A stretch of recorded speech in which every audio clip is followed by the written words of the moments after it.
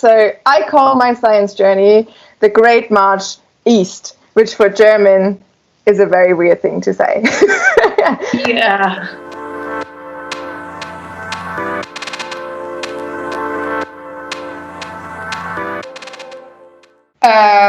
Getting to know your science journey so far. So, how did you end up in Melbourne being a beamline scientist at the Science Donut? And for people who are just listening to the long podcast, if you want to know what a Science Donut is, refer to the short podcast or stay with us on the long podcast. Okay, Susie, there you go.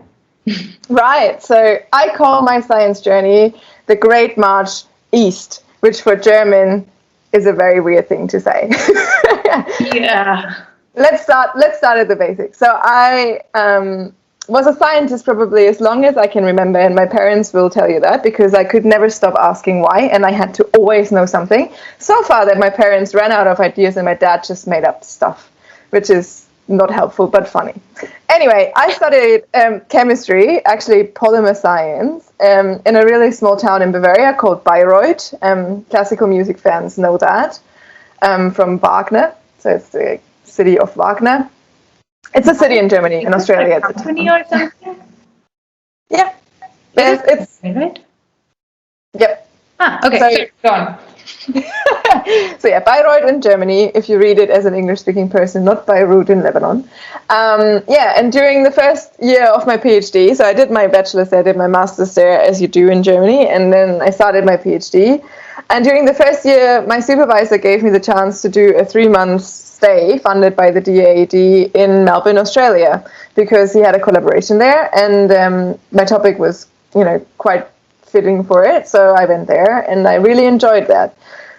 Fortunately for me, during the time, my supervisor was also on sabbatical in Australia, and was there to set up a so-called DAAD thematic network in polymer science, actually. And part of that was creating a so-called joint PhD. So basically you spend half your time in Germany, half your time in Australia, and in the end graduate from both universities. And because I was already there, had a really great time and did apparently some really nice research, he offered me to do that. Saying that he offered me to do that is he invited me out for dinner. We had a glass of red wine, and then he asked if I'm going to do it while it was like a 35-degree night in Melbourne, and I'm like, yeah, sure. And so we did it, and yeah. Doesn't need much convincing when you have that setting.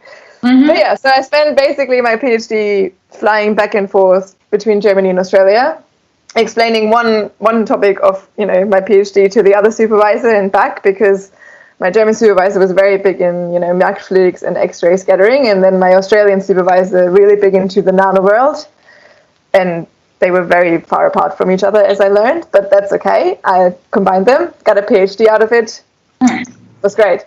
After that, during that, I kind of realized that life in Australia suits me better than in Germany, and lived there for a long time, so maybe it was time for a change. So I moved on to be the so-called gateway office manager for my German university, Uni Bayreuth, based at the Uni Melbourne, and managed their international affairs in Australia and New Zealand. So I basically set up, collaborations with unis. I strengthened the connections. I helped them write funding grants and applications for international joint projects. Mm-hmm. Before I moved on to do a postdoc fellowship in renewable energies at RMIT University.